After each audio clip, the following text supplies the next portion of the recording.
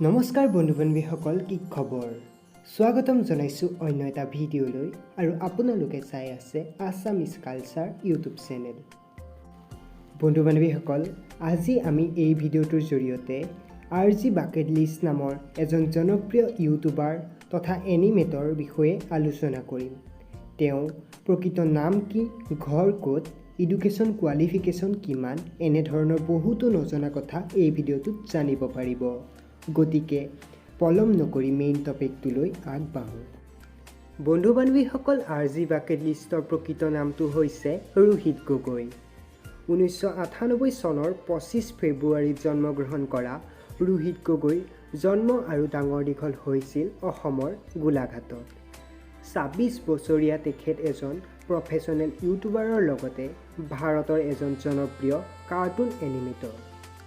ইউটিউবত 𝐂𝐔𝐋𝐓𝐔𝐑𝐄 bucket list নামেৰে তেওঁৰ এটা চেনেল আছে, য'ত তেওঁ বেছিভাগেই বিভিন্ন সাম্প্ৰতিক সামাজিক বিষয়ৰ ওপৰত এনিমেটেড ভিডিঅ' আপলোড কৰে, লগতে তেওঁৰ শৈশৱৰ অভিজ্ঞতাসমূহো প্ৰকাশ কৰে। তেখেতে তেওঁৰ চেনেলত এনিমেটেড ষ্টৰী ভিডিঅ'ৰ বাবে জনপ্ৰিয় আৰু মূলতঃ হাস্যকৰ লগতে কমেডি ষ্টৰীসমূহ আপলোড কৰে। তেওঁ স্কুল মেমৰিজ, পেৰেণ্টছ ৰিয়েকশ্যন আৰু ইণ্ডিয়ান ছ'চাইটি আদি বিষয়ত ভিডিঅ' নিৰ্মাণৰ বাবে পৰিচিত। বন্ধু-বান্ধৱীসকল, এইবাৰ আহিছোঁ ৰোহিত গগৈৰ শৈক্ষিক জীৱনৰ ওপৰত।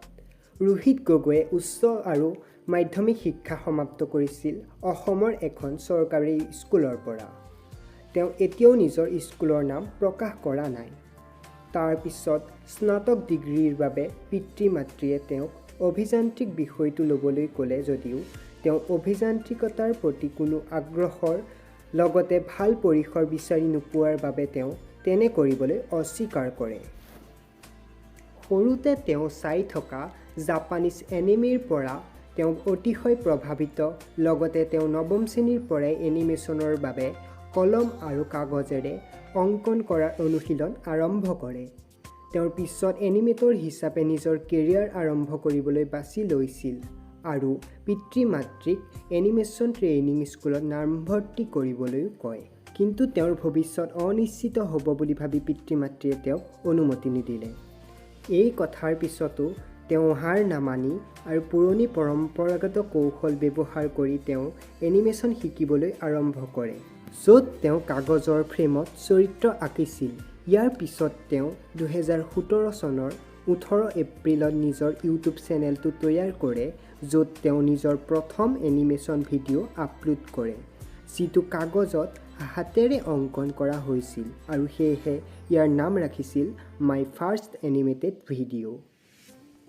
তাৰ পিছত তেওঁ 𝐀𝐒𝐒𝐿 পৰা অনুপ্ৰাণিত হৈ কঠোৰ পৰিশ্ৰম কৰি থাকিল আৰু বিভিন্ন শেহতীয়া এনিমেশ্যন নিৰ্মাণ ছফ্টৱেৰ যেনে এডবি এনিমেট CC আৰু এডবি আফটাৰ ইফেক্টছত শিকিলে।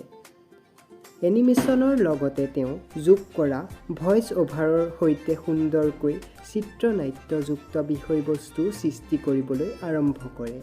অলপ পিছতে তেওঁৰ ভিডিঅ'বোৰৰ ইউটিউবত ভাইৰেল হৈ দৰ্শকৰ দৃষ্টি আকৰ্ষণ কৰিবলৈ ধৰিলে। তাৰ পৰাই তেওঁ অপৰিসীম সফলতা অৰ্জন কৰিছে। এতিয়া তেওঁ বৰ্তমান এজন পূৰ্ণকালীন ইউটিউব কণ্টেণ্ট ক্ৰিয়েটৰ আৰু তেওঁৰ চেনেলত বৰ্তমান 3.5 লাখৰো অধিক ছাবস্ক্ৰাইবাৰ্ছ আছে। তেওঁৰ লক্ষ্য হৈছে এনিমেশ্যনৰ জৰিয়তে শ্ৰেষ্ঠ কণ্টেণ্ট প্ৰদান কৰি মানুহৰ মুখত হাঁহিৰ বিৰিঙি কৰা। বন্ধু-বান্ধৱীসকল, ভিডিঅ'টো ইমানেই আছিল। যদি ভিডিঅ'টো চাই ভাল পালে তেনেহ'লে লাইক, কমেণ্ট, শ্বেয়াৰ কৰি দিব আৰু যদি নতুনকৈ আহিছে তেনেহ'লে আমাৰ এই চেনেলটো ছাবস্ক্ৰাইব কৰি কাষতে থকা বেল আইকনটো বজাই দিব।